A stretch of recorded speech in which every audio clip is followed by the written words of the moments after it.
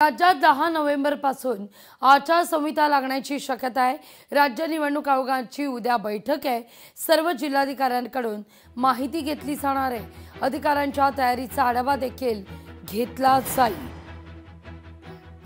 याविषयी अधिक माहिती घेऊया आपल्या प्रतिनिधी भाग्यश्री यांच्याकडून। भाग्यश्री, महत्त्वाची बातमी आहे।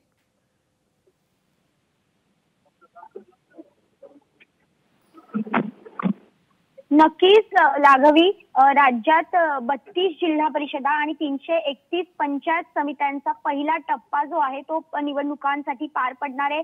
त्याचबरोबर 289 नगरपालिकांचाही निवडणुका घेता येईल का यावर जी बैठक आहे ती उद्या होणार आहे आणि त्याच्यावर चर्चा देखील होईल। दुसऱ्या टप्प्यामध्ये 29 महापालिकांची निवडणूक होणार आहे हे निश्चित आहे आणि विभागीय आयुक्त आणि जिल्हाधिकाऱ्यांसमवेत होणाऱ्या या बैठकीत प्रत्येक जिल्ह्यातील उपलब्ध मनुष्यबळ आणि ईव्हीएम आणि मतदार याद्यांवरील हरकती आणि तोडगे अशा प्रमुख बाबींचा आढावा जो आहे तो घेतला जाणार आहे आणि त्यानुसार पहिल्या टप्प्यात कोणकोणत्या स्थानिक स्वराज्य संस्थांची निवडणूक घेता येईल हे निश्चित करण्यात येणार आहे अशी माहिती सूत्रांकडून मिळते।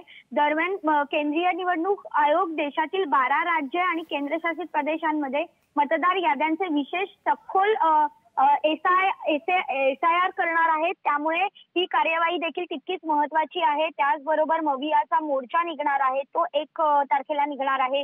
त्यामुळे त्यावर काही चर्चा होते काय उद्याच्या मीटिंगमध्ये बैठकीमध्ये हे देखील बघणं महत्त्वाचं आहे। पण तुर्तास जी माहिती हाती येते ती 10 नोव्हेंबर पर्यंत आचारसंहिता लागणार या संदर्भातली ही माहिती आहे आणि ही अत्यंत महत्त्वाची अशी माहिती आहे। त्यामुळे आता 10 नोव्हेंबर नंतर आचारसंहिता लागणार का हे बघणं उद्याच्या बैठकीनंतर महत्त्वाचं ठरणार आहे। लागू अगदी भाग्यश्री, धन्यवाद। तुर्तास तुम्ही दिलेल्या एकूणच सविस्तर माहिती करता।